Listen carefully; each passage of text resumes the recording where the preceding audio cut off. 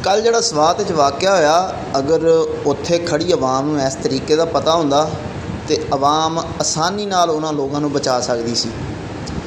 इस वीडियो नूं सदका जारिया समझ के ज़्यादा तो ज़्यादा शेयर कर दो ताकि अजकल सैलाबी सूरत हाल बहुत ज़्यादा और यह तरीकाकार लोगों नूं पता होना चाहिए ताकि दूसरिਆਂ नूं बचा सकन। हुण एक सिरे दे उत्ते बोतल दे मजबूत रस्सी बनी है। रस्सी तो मुराद कोई धागा लै लो मजबूत, जिवें डोर हुंदी है या मिस्त्रियों कोल भी धागा हुंदा, वो भी बड़ा मजबूत हुंदा।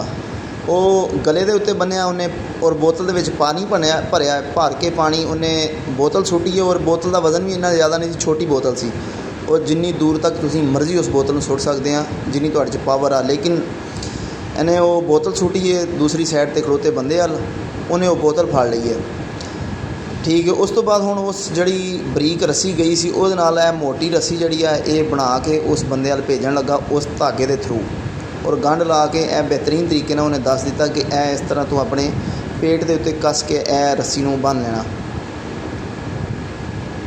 हुण तुसीं तरीकाकार देखियो जी, उस बंदे वाले रस्सी नूं भेजदा किस तरह वा, उस धागे के जरिए जिहड़ा वो बरीक जिहा धागा सी वो देखो यह हुण बन दिता इहदे नाल। हुण उस बंदे नूं इशारा करदे ने कि रस्सी अपने नाल खिच ला।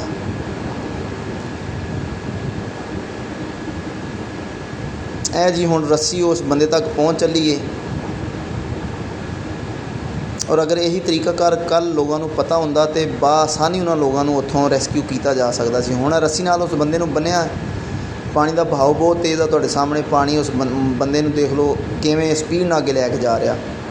लेकिन ए बाहिम्मत लोगों ने छेती नाल उहनूं छिकिया वाली साइड ते खिच के ते ए जी उहनूं पानी दे विचों बाहर कढ लिया। सदका जारिया समझ के जल्दी जल्दी वीडियो नूं शेयर कर दो ताकि तरीका सब नूं